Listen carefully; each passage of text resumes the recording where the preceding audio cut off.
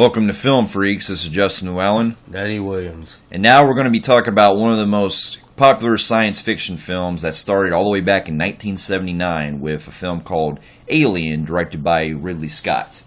Now, this is a film that I actually grew up watching when it came on. It was mainly on, Encore and all that. Back when Stars had all their, different channels and stuff. I remember this. I also grew up with it, too, with my parents finding the VHS covers of it and all that.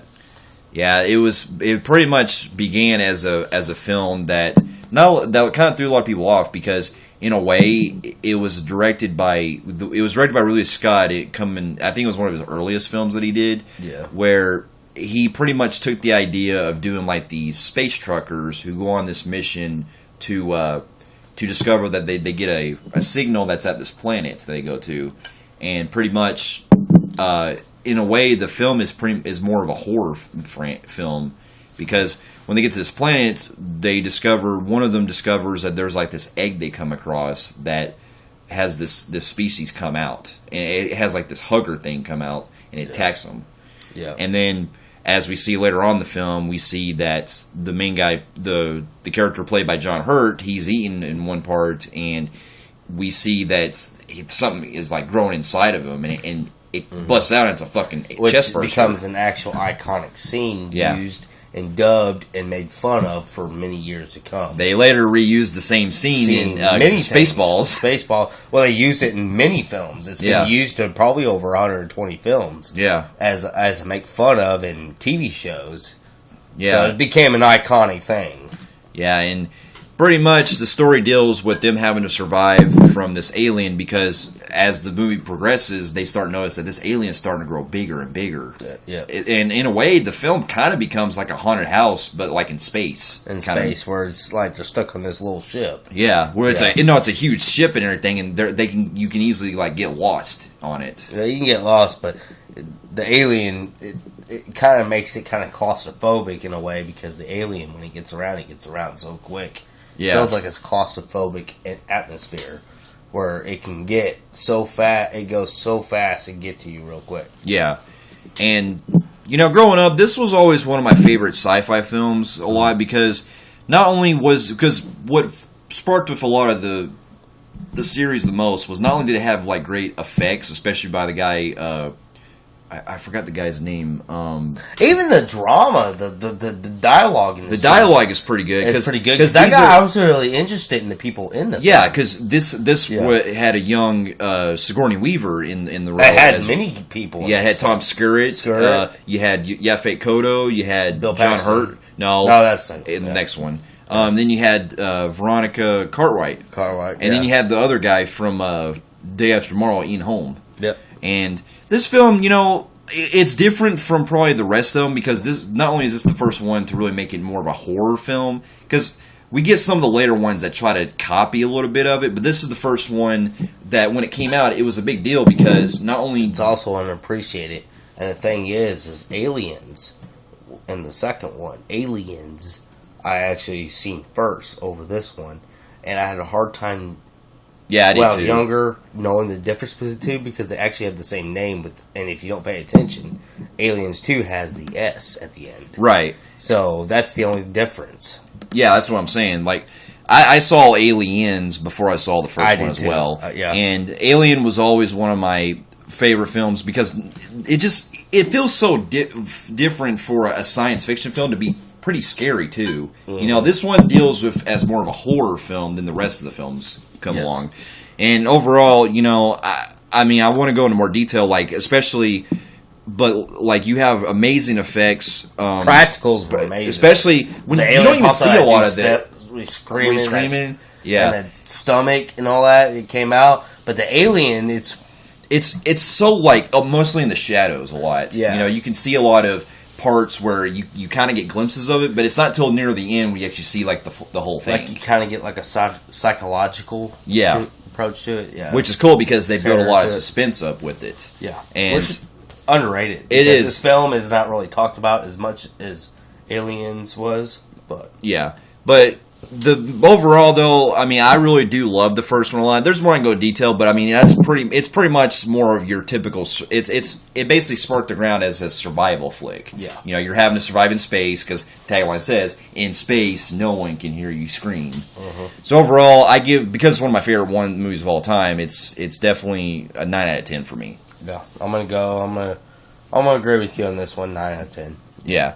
So. Lo and behold, after this one, pretty much we get to the next one, which Ridley Scott didn't come back to direct. I believe this was like a 7-year gap, 6-year gap? It was 79 to 86, so yeah, it was 7 years. 7-year gap. 7 years later, we got James Cameron taking over from Ridley Scott to do the movie.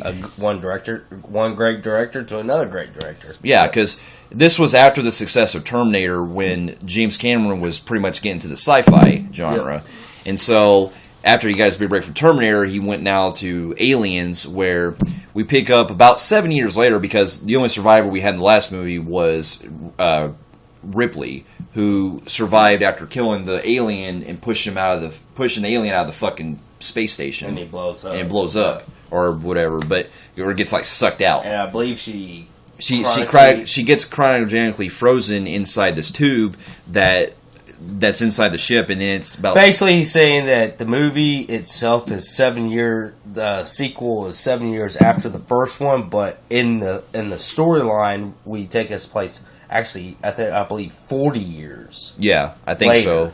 Yeah, it's about... She cryogenically froze herself so she could kind of stay the young looking of herself. But it is actually way further in the future than the first one. Yeah, and so she comes across this space station where she's introduced to the scientists and these other Marines that are on part of this program called the Colonial Marines, who are, after she tells her story of what happened, they decide to go on to the same planet she went to in the first one, called LV-247, I believe. That's from close to that number, where they want to go find out what happened and everything. And so as the movie goes along, you start to see these Marines, they kind of throw in some more comedy aspects into this one, especially when we get introduced to the squad, which includes Bill Paxton playing Corporal Hudson. And then we also got Terminator, big guy named Michael Biehn, who plays Hicks. Yep. And coming off of James Cameron's Terminator. Yeah. Yep. Yeah, and then you also had Vasquez. The girl, yeah. Which was awesome. Who was also in Terminator 2. Yep. She was badass. Yeah. Yep. And then you also had I forgot the commander's name of the squad, but he's the leader. We get Lance Henriksen. Lance Henriksen, who is Bishop, the android, who at first Ripley's kind of scared of, because in the first film it showed that Ian Holmes' character turned out to be a robot. Yeah. And he was programmed to pretty much kill them. As much as we get respect from Alien, the first one, this one actually set Aliens series into a massive franchise. Yes. This right here, I respect Alien, but this one actually kind of was the judgment day of the series. Yeah. It really said, hey, guess what? Aliens is now iconic. Yeah. Because pretty much with this one, instead of doing the more horror approach like the first one did, this one is more of an action film. It's still sci-fi, but they make it to where it's a lot more rough. Yeah, rough. Like kind of like Predator and Terminator, where you get the badass action guys just grabbing their arms, we're kicking ass. Yeah. But Bill Paxton, and I always said this, and it's funny because there's a theory. The guy has been killed by Alien. He's been killed by a Predator and a Terminator. So this guy is just like getting put in all these films, but he's also very underrated as a comedian. As a comedian, yeah. Famous scene, and it's still dubbed to this day. The knife scene. Oh, yeah. There's a part where they're in the cafeteria and he starts having Lance Henriksen starts trying to stab between his fingers. It's kind of like a knife Russian roulette. It was famous in the 80s and 90s. It was put in this film for a reason because of the time. And he's sitting there, and he is a good comic relief because the dude makes me fucking laugh. And in fact, I think he was underrated as a comedian. Like, really, he's never set as a comedian actor, so he's never in comedies. But the guy actually makes me fucking laugh. He does, yeah. Especially the part where we first introduce him and he's trying to like fuck with his commanding officer. He's like, yes, Hudson. He's like, yeah. How do you tell me how I can get off this shit.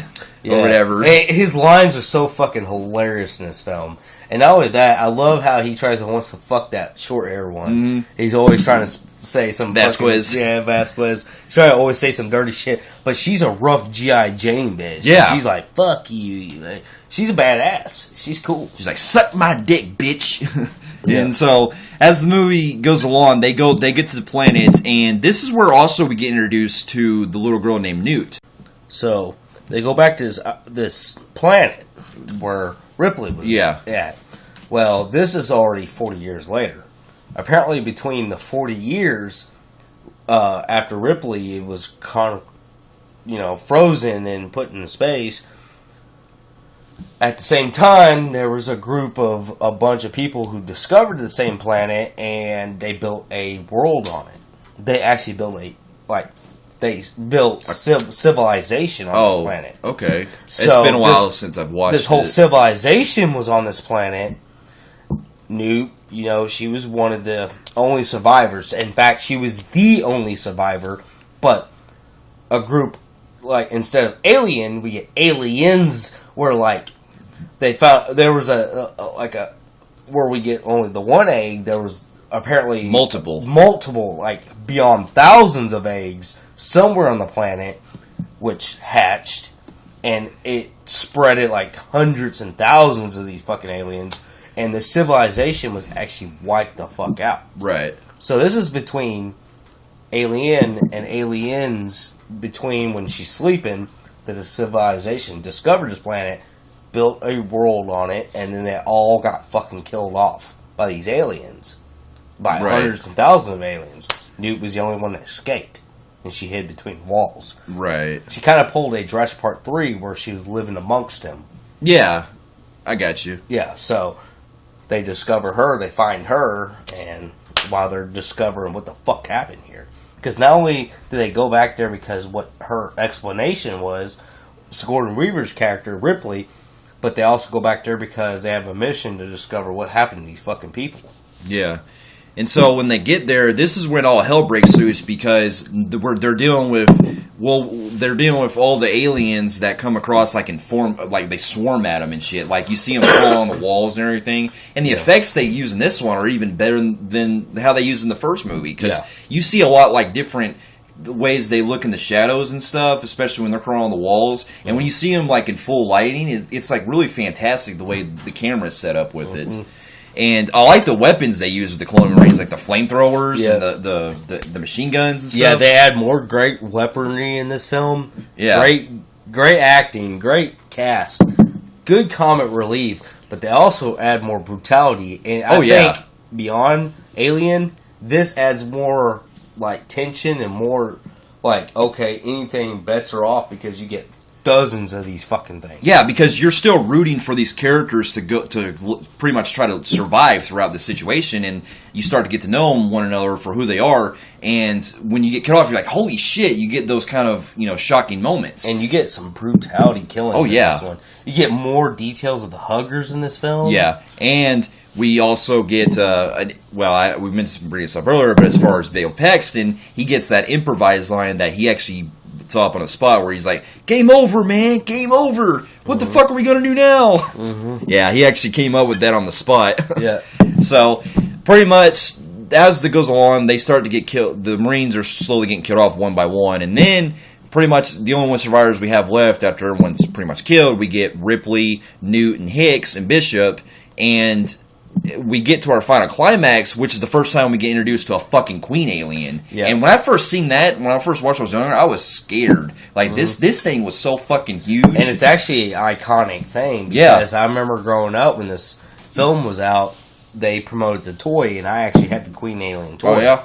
And this scene, what we're about to talk about, is actually pretty much the Judgment Day of where you remember the Terminator Judgment Days lines. You remember these lines from this last bit. Yes. You get the badass where the stay away from her, you bitch. Well, it's get away from your bitch. Because Get away from you, bitch? Yeah, like, we brought this up in our screen retrospective, but the line is actually "get away from her, you bitch" in the movie. But they thought it was so It was they thought it was so funny in the script that they actually wanted to go with it. Yeah. So, but anyways, you get the whole where she's like in that little yellow robotic thing, which becomes a big thing. Yeah, it's like a construction in the video games and stuff like that, and talked about. But you also get the Queen Alien, like he said, which becomes an iconic thing.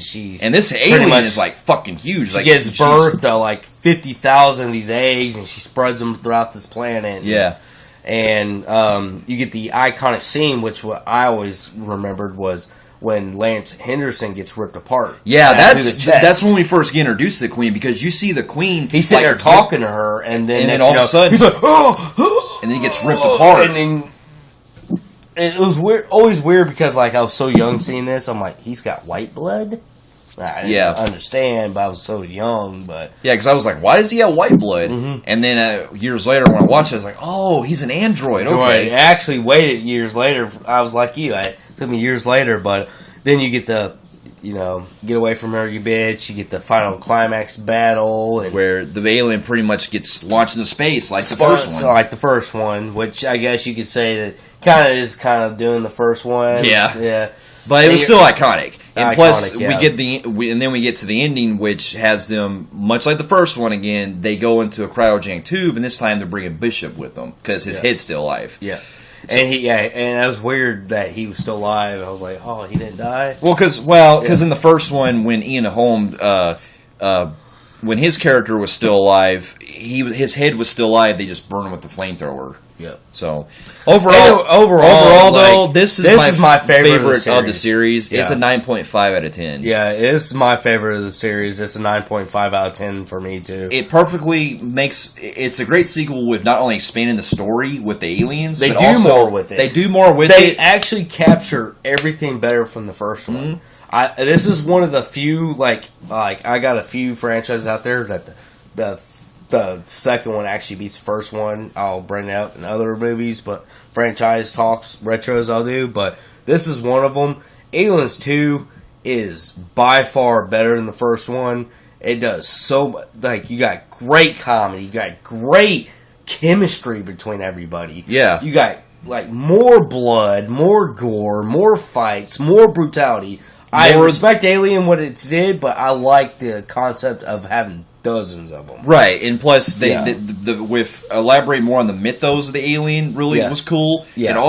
And also, you get Ripley actually being a badass. I did like the whole thing where they do a scene where the hugger gets loose. That actually scene used to creep me out the most. Yeah, I remember that. The hugger broke out of a little thing and they're stuck in that room. Yeah. And they're sitting there trying to bang, but it's a quiet room, so nobody can hear them, and they're sitting there having a battle with this fucking hugger, which is trying to suck both of them.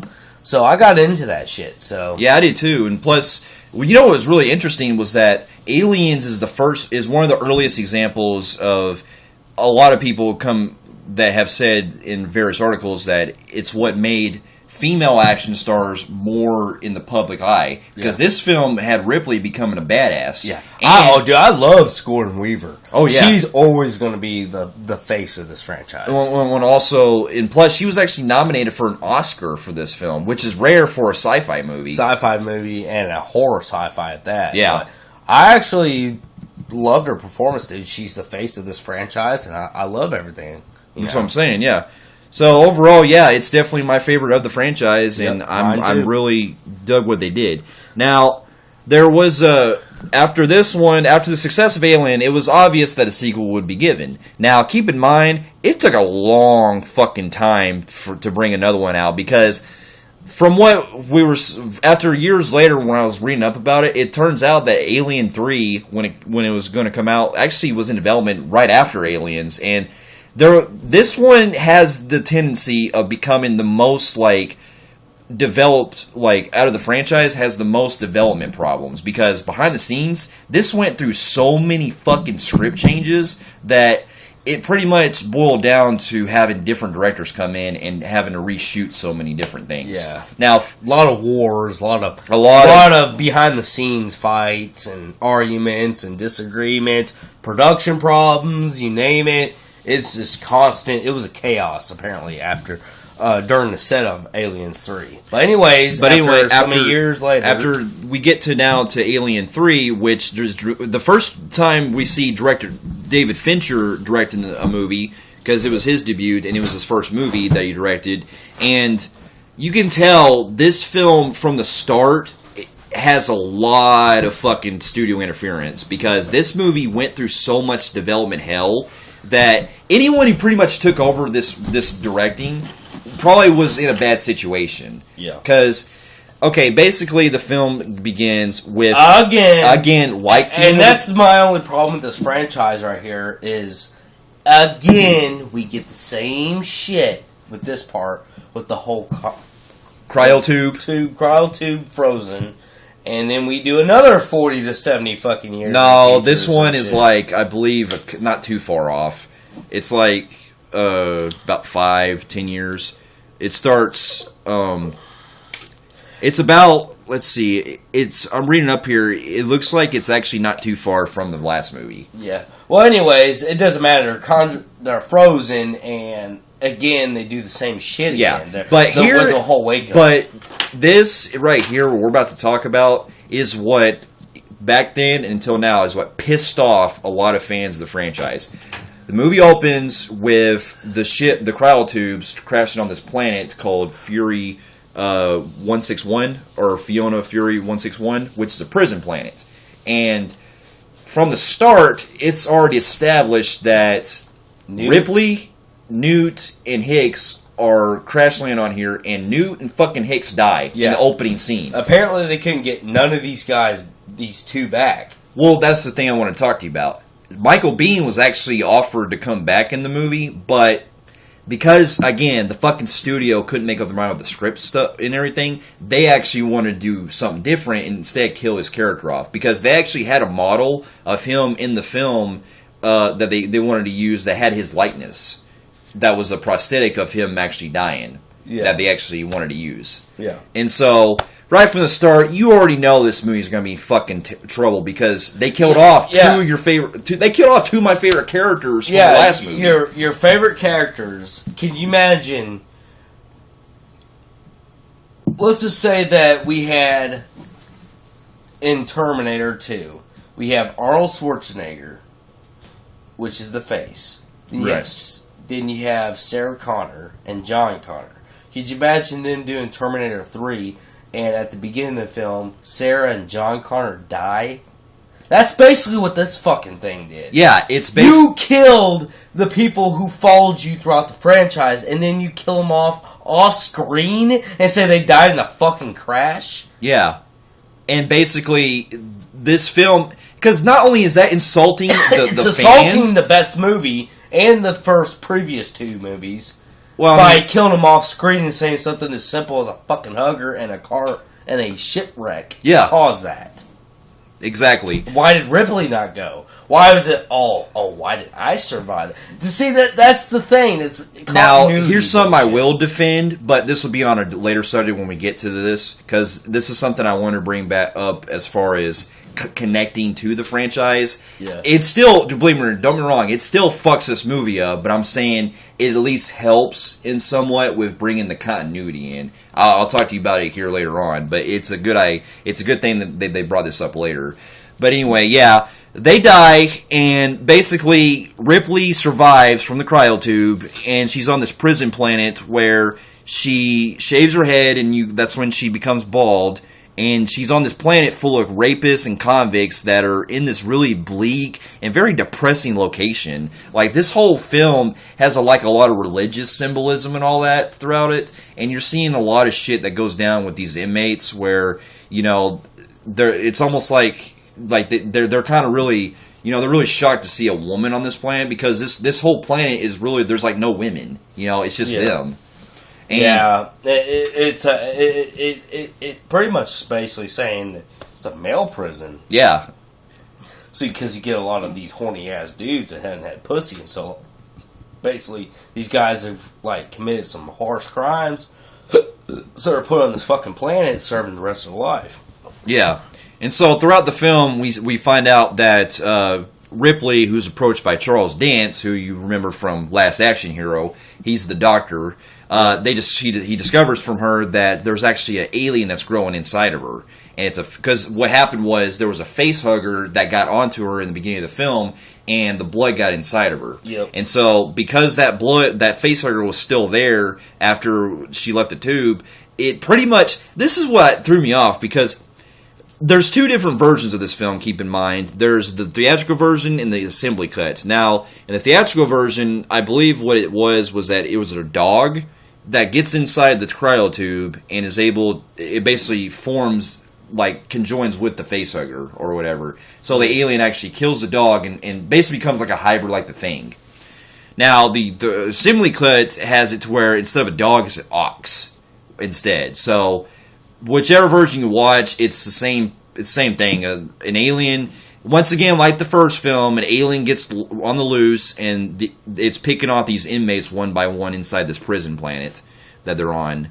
And I gotta tell you right now, like, this film, I'm very mixed about. I don't hate it like a lot of people do, but it definitely has a lot of fucking issues I have. I did like some of the comedy parts where they do, like, the whole, like, horniness and all that shit. Yeah. It was weird that they're all bald, but I can understand it's a prison, so it's kind of indicating it's kind of like a Mad Maxy type feel to it, which I did kind of like.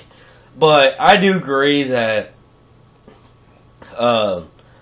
like, I mean, it has some gore to it, but a lot of it's off screen. Yeah, see, that's the thing. This movie sets up. I mean, you get the blood splash, but other than that, you get a lot of off-screen deaths. Not to mention, a lot of the death scenes you see coming from very quick, because a lot of these death scenes you can actually.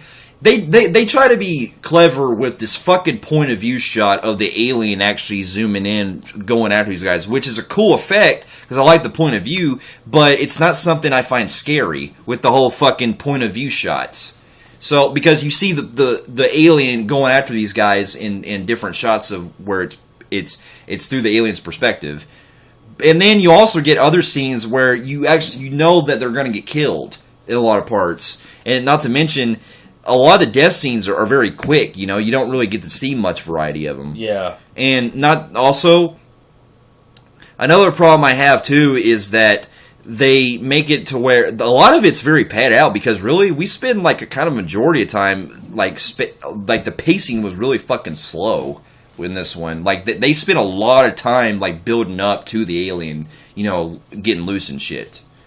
So that threw me off. And then now there are some things I do like about it. Like I like the bleakness, the bleak tone they were going for, and the very depressing look. Because this film, like really, if you break it down, it has like a yellow filter to it too. Yeah, like it has like it's kind of like it sticks out, kind of like the like the Crow City of Angels kind of look. Yeah, not too yellowish like that movie was, but it has like a very bleak kind of like murky look to it. Yeah, that really makes the tone of it work. After all the killings, a lot of them off screen, which really just a lot of screams in the background, which was really killing the mood of the series, of the whole film. But you also got to say that it was a little bit upper in the ending.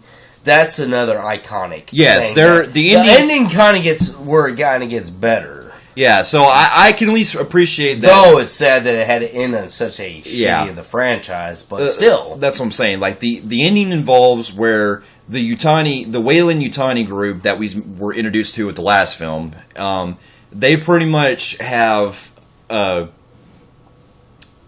they have a man who's identical to Bishop come in, who's trying to persuade Ripley to remove the Queen so that he can pretty much destroy her with her surviving. Yeah. But because Ripley doesn't trust his company, she refuses, and so she actually sacrifices herself by going inside the lava thing, like Terminator 2. It's basically like a lava thing that makes metal and all that stuff. It's kind of like you said, Terminator 2, which is funny because both films pretty much end with her going into the lava, and when she falls in, kills she herself. Sees the alien come out of her chest. And then she pretty much accepts it as her child. Yeah. And she falls in love with it, and then she dies in the abyss of the fire. Yeah. So you get the closure that Ripley's dead, she took the last alien. Now, as its own movie, I could see that probably working as a closure. But with a lot of the way the story progressed and a lot of the way the other people, the other shit throughout the other parts of the that's movies. what I'm saying. If they would have had a better story, I could have liked that ending a lot better. Yeah. But the fact that it was such a great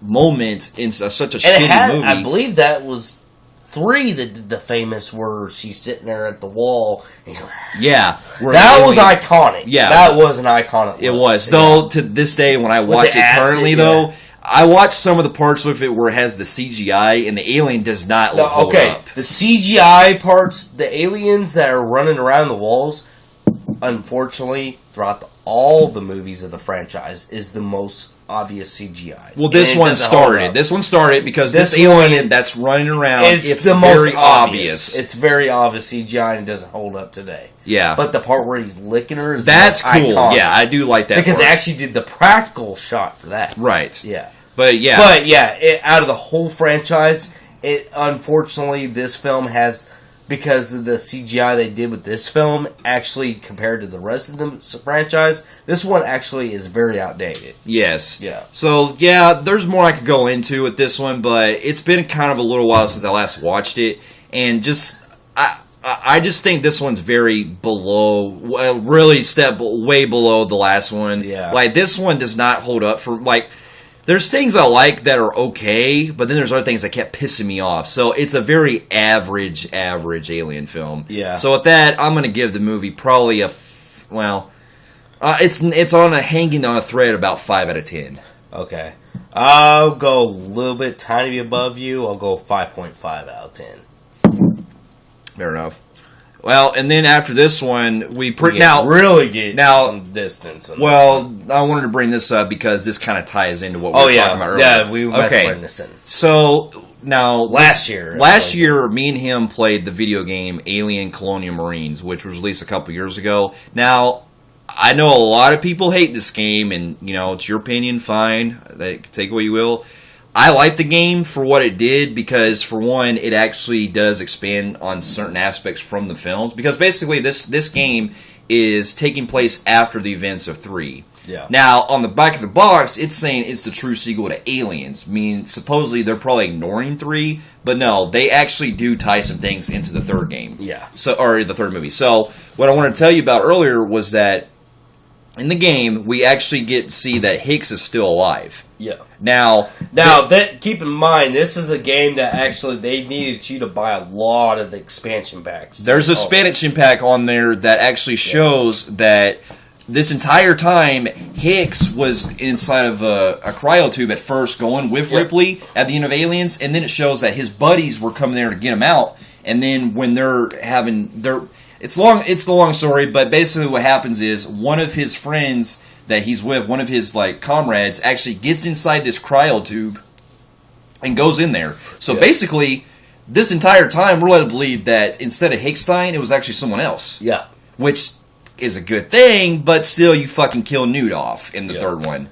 Yeah. So I at least give the game that because they at least show that Hicks could still... I mean, at least one of them had to survive. I thought it was pretty shitty for 3 to kill them all off. Right. In such a shitty off-screen way. But that's what I'm saying. The game... It was a good play. I enjoyed it with my buddy. We played it, and I enjoyed it. I did have problems with this game. It was very anticlimactic. It did. We thought we were in the middle of the game, and it was over with. Yeah, I was like, what the fuck? It ended on such a bad fucking cliffhanger that they wanted to do a sequel on. And it never came. Well, and then, not to mention, this game... I had a word for it. Like I said, it was anticlimactic. It was fast. The game ended so quick. This game, this is the reason why I enjoy the series that we're currently in, Gears of War, which we're on the 4th one right now. But this was me and him's played a dozen games together. This is one of the most quickest fucking games we played. It went by. It was all the games we played. Yeah, it was the first one.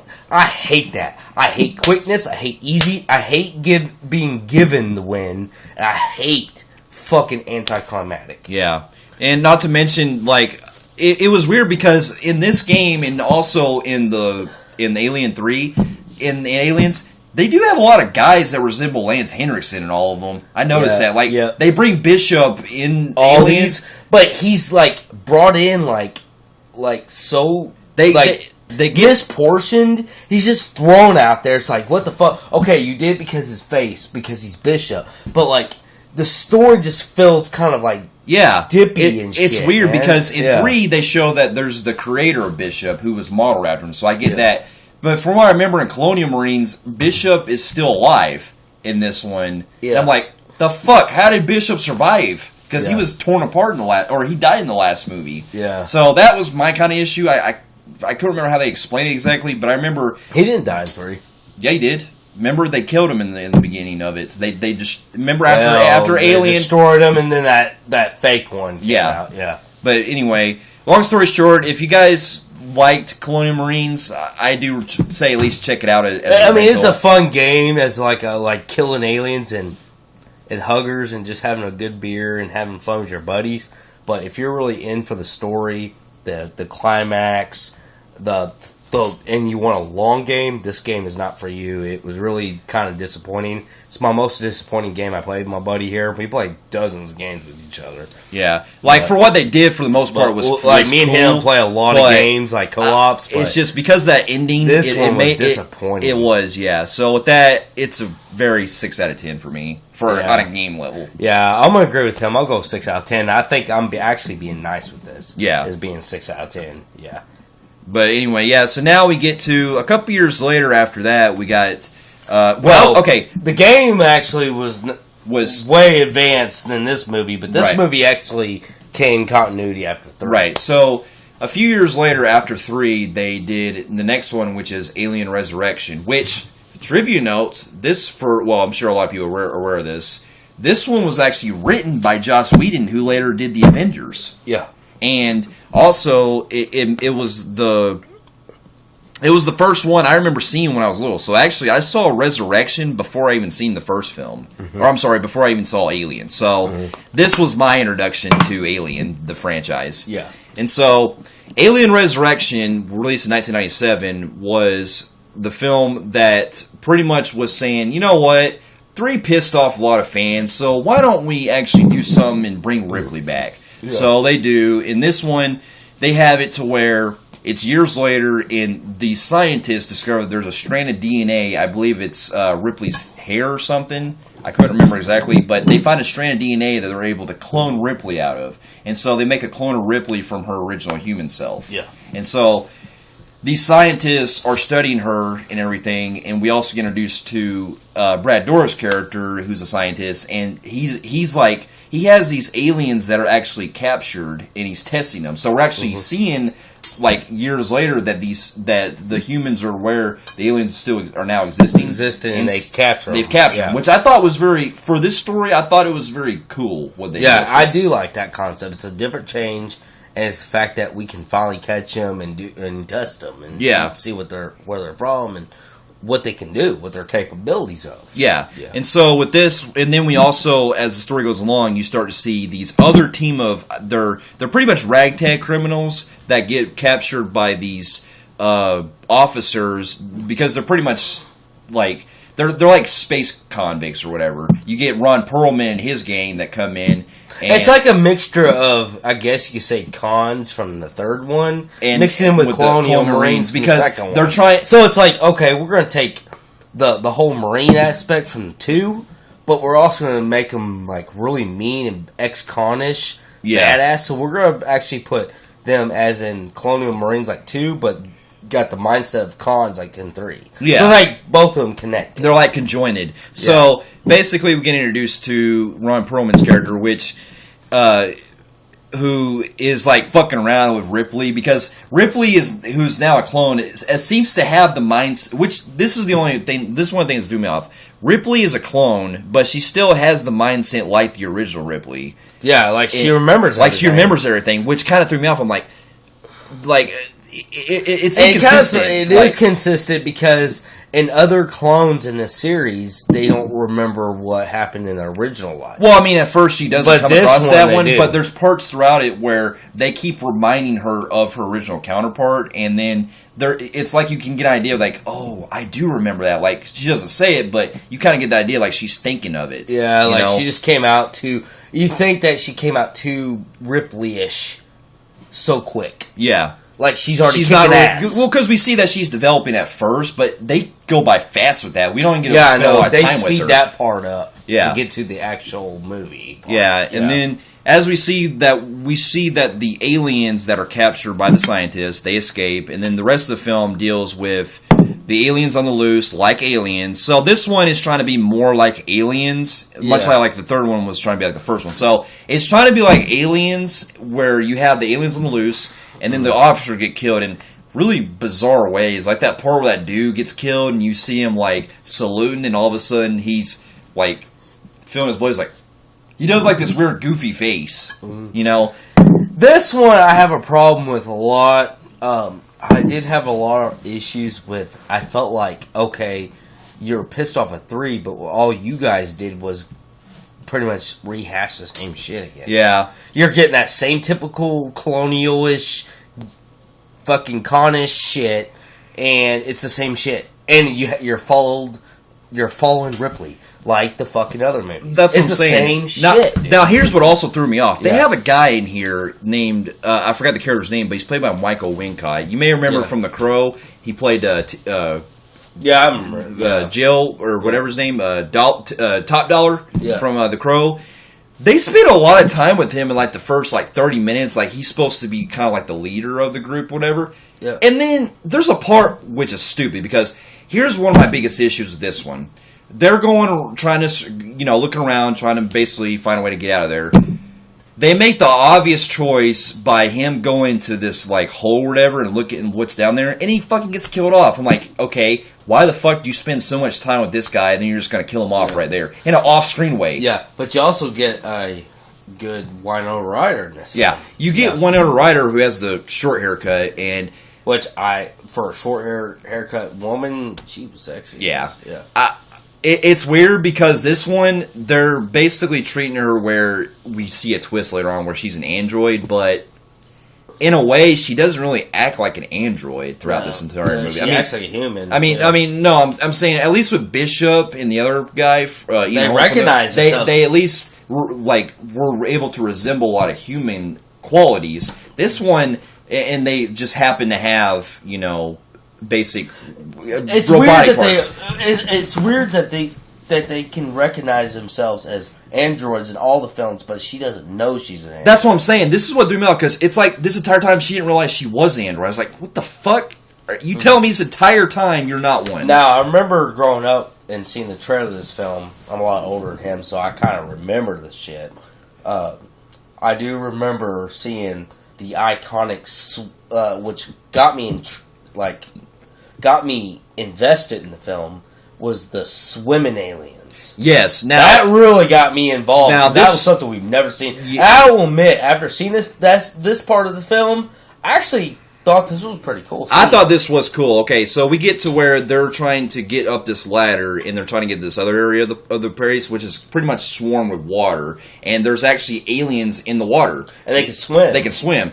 Now, I'm mixed on this part because there's good things I like about it, there's bad things. The good thing is, it's cool seeing the aliens actually swimming around and shit. Yeah. But then there's this one part where this fucking dumbass, now a lot of these characters are dumbasses, this guy actually he could easily try to get up there on the ladder, but he fucking cuts his rope off and then he pretty much dies. After the alien is like not even pulling him down, he's not even pulling him down that far. He's so, like, all the way almost up there with the guy. Yeah. And he just cuts himself loose. I'm like, what the fuck, man? You could have survived. Yeah, I know. Yeah, these people, they do have this atypical fucking shitheads that are fucking idiots that make dumb moves. And that scene where Ron Perlman shoots that spider was funny. He's like, ugh! Yeah. Well, maybe because I have a soft spot for Ron Perlman. I guess you could say he's so jumpy from the aliens. He's like, fuck it. Yeah. Shooting at everything. But Yeah, I agree with him, and even though that some of the CGI alien swimming was noticeable, overall, that was cool that I was able to see something different. That was cool. But also, another aspect I do like about this is when we get later in the film, we start to see that Ripley goes to this one area where she finds out that there's actually other clones that they try to make of her. And you see like all the deformities of these clones, and it gets really fucking disturbing in one part because she sees like all the failed test subjects, and they go into detail showing like all the when she burns them alive. I know, and then starts burning them all alive and stuff. Yeah. And it does like that. I thought that was pretty cool. Mm. But also, what really, really captures, and we get to the story part right here, was we actually get a different look of an alien. We do. Like it was a hydroponic alien. Somebody was actually creating their own breed. That, and also we get to see not only a queen alien, but an alien baby that's like a baby that's part of Ripley, I believe, that Ripley created. Yeah, part of her DNA. Her DNA, because the DNA still showed that she had the alien from 3, so they took the DNA and they mixed it with their own version of what they want to create. Yeah. So basically this group, and Brad Dourif and all them, was attempting to make another alien. Yeah, and then you see another breed that we've never seen before. And then you see Brad Dourif in this one part where it's like in the eggs and stuff, and you see him like getting devoured by the aliens in that part. Yeah. And that alien they used for like the baby alien was fucking terrifying when I was little. Yep. So, like, we get to the climax where they escape and they get on the spaceship. The only ones that really survive is Ron Perlman, the wheelchair guy, and then Winona Ryder and Ripley, because it shows a really fucking brutal scene where the baby alien gets sucked out of the spaceship. Well, the bad one. Yeah. And you kind of actually feel bad for it because it actually starts crying. Yeah. And Ripley still has the mother feel to it. She starts developing the same like she did with 3, like she didn't want to get rid of it because it was something in her. So you get the whole like, that's my baby. That's what I'm saying. And then you get the sadness. But this thing is actually it kind of reminded me of Pumpkinhead. It did, yeah. The look of it looked a lot like it. Like Pumpkinhead, yeah. And so the movie ends with basically... It's funny, Lance Henriksen, Pumpkinhead. Yeah. Basically, the movie ends with them going to this planet that's unknown. I think it's like a different form of Earth or whatever, because they go to this planet, and it was great that they at least set that up, because I was hoping after this one they were going to do another one that was set on this planet here. Yeah. Because this planet they went out to was really cool looking. Like, it looked really interesting. Yeah. But anyway, I had a hard time, like, alright, me and him were discussing this earlier. I had a hard time telling which one was going to be my least favorite. Is it either 3 and 4? But I think I got my verdict right now. I think that 3 is my least favorite. I think I'm going to go with a little bit above 4. I'm going to be nice. I'm going to give this one a 6 out of 10. Yeah, I'm going to be pretty much the same. Like, believe me, there's... And the only reason why I do this, because like he mentioned before, they did other things with the different kinds of development of aliens, like where they burn all those people. There was actually more in this one. So I think I had problems with this one. Don't get me wrong. But 3 really didn't do anything different. No, so I think that is my least favorite of the franchise. Well, that's what I'm saying. Like this 4 one at least did different looks of aliens, like those people that were like how they were hydroponically making different things out of people, and I think that was cool. And I guess the change up of making an alien hydroponic looking and taking DNAs and mix them all together, I like the whole mad scientist out of it. So I think after long review, I think I actually gonna put this over 3.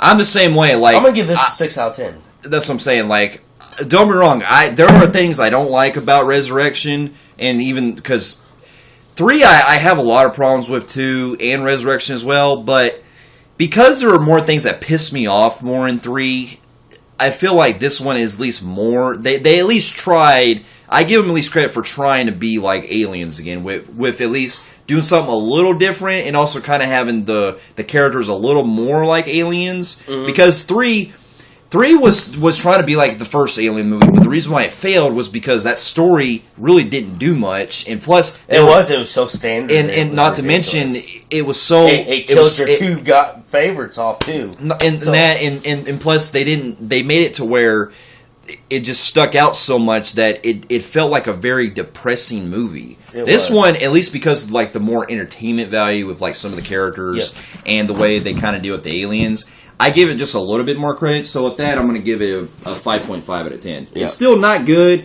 but I still at least respect that they at least tried to do something a little different. Yeah, I agree with you on that one. Now, with the next one we're going to talk about is a little different because this one actually started out as a prequel to Alien. And this is years This is years later. Okay. Now, we're originally, how many years later? A long time. Now, we'll get to Alien vs. Predator in a different video or a different audio.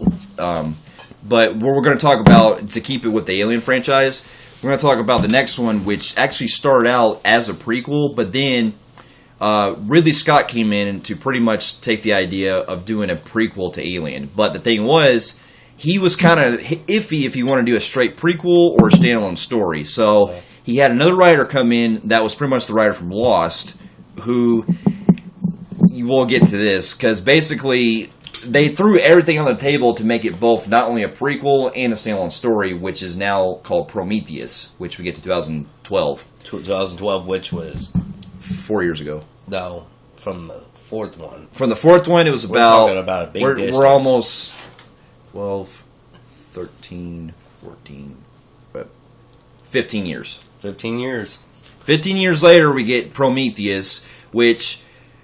Now, this is going to be probably a different, which, by the way, was so mismarketed as an Alien film. Because a majority of people did not know this had anything to do with Aliens. That's what I'm saying. They thought this was just a standalone sci-fi film. Well, no, this is the opposite. The movie was marketed as a Alien prequel because the trailers make you believe that I remember seeing it, and I thought this had nothing to do. I thought the trailers made it to where they're going. You have these people going to this planet, which is pretty much kind of like the planet from the first one with the engineers and stuff, where you had like the space jockey and everything. Remember in the first one, the jockey, the space jockey. So the trailers make you believe that they're going to that same planet that the space jockey was in. And it had a great marketing campaign because the trailer actually felt like the first trailer, or felt like the original film's trailer where it had the, with the titles flashing and everything. Yeah. So I went to this with pretty high expectations, and I got to tell you right now, this is probably going to be a split debate with me and him, and I know a lot of people who probably tear me on this, but I do like this film.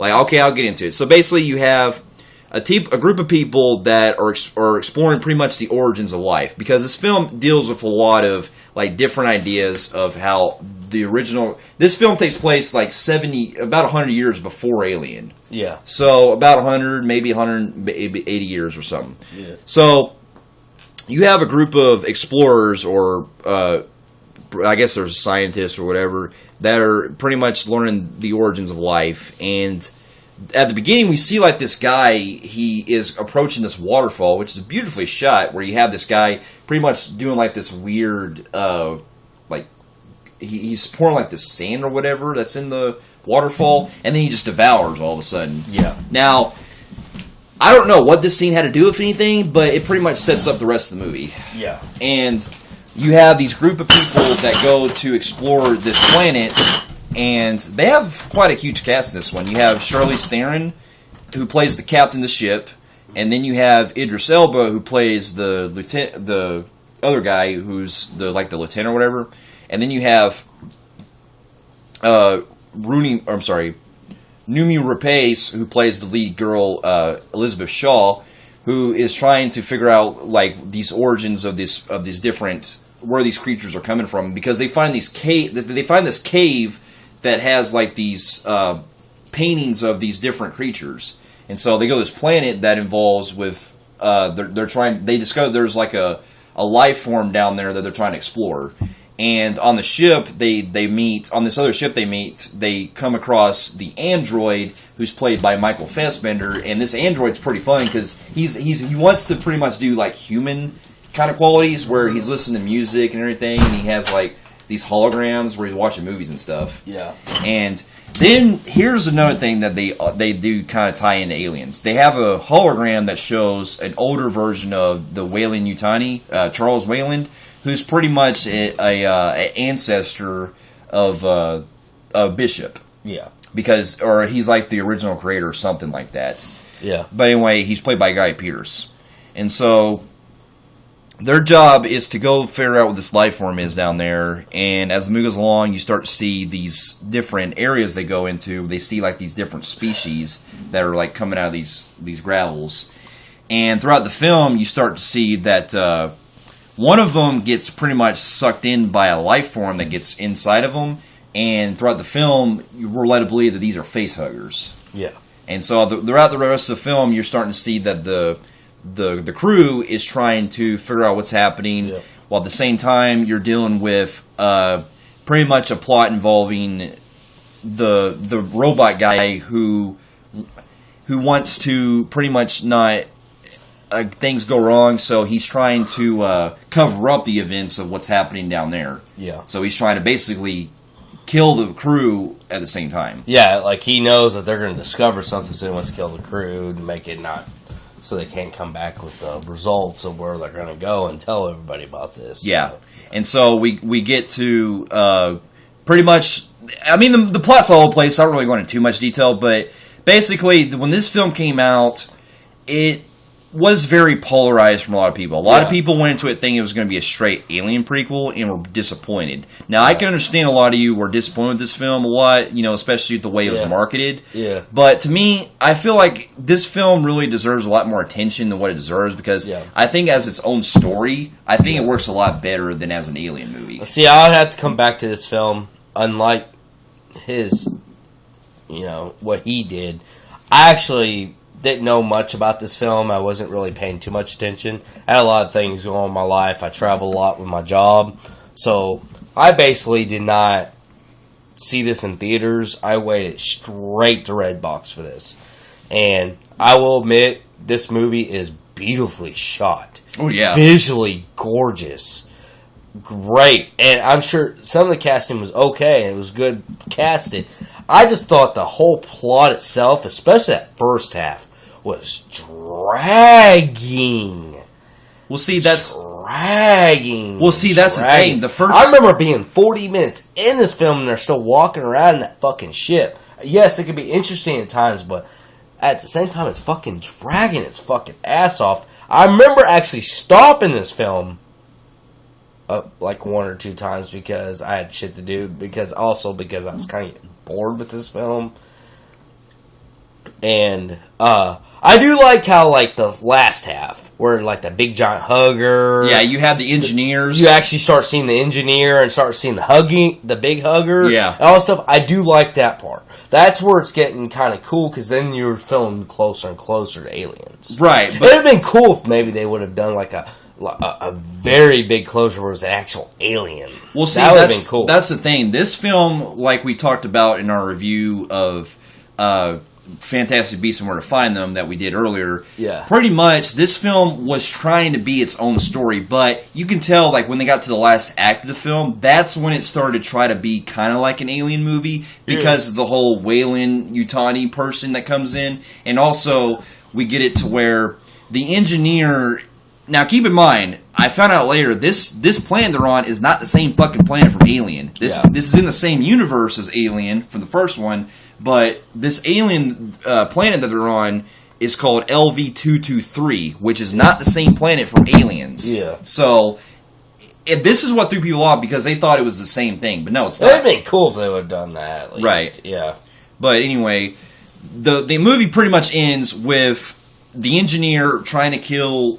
He pretty much gets devoured by this facehugger, and then you see that scene where the alien bursts out and it becomes a xenomorph. It becomes an alien, which was cool, because when I first saw it in the theater, I guess that's cool. That's what I liked about that ending too, because it's now the first xenomorph. Right, but that's the thing. Yeah. But what I found out later was that that's not an actual alien. That's because this is a different planet. This is a different species. So which kind of pisses you off, because that's a species that's never brought ever again. Well, this is why, after the film pretty much came out, Ridley Scott is saying that he's trying to do a trilogy of this film, and he wants to expand upon it. So the next one that's going to come out that's after... basically he's doing another species that will... Then you got to tie it in with xenomorphs. That's what they're going to... That's what I'm saying. This one... because that writer who did this one was brought in, you can tell he was kind of messy at what he was doing, because he must have thought this story that Ridley Scott was trying to tell was trying to do something with the alien, but he wanted to like try to create his own breed. Yeah. Which was stupid, because to be honest with you, I think they were safer at maybe this being a xenomorph. Because if you're trying to create your own alien breed and you're actually recognizing yourself as aliens, you have to put these other aliens to me, in theory, franchise. I feel like this is the same alien, though, because it's maybe like an early appearance of what it would later become. This is my theory of it. This is the same alien, but this is like one of the earliest like species that we're seeing of it. So this is why I kind of defend this aspect, because I think that we're going to probably see more of them in the future of what they're going to do. But overall, though, I mean, I want to go into more detail, but I mean, I'm kind of...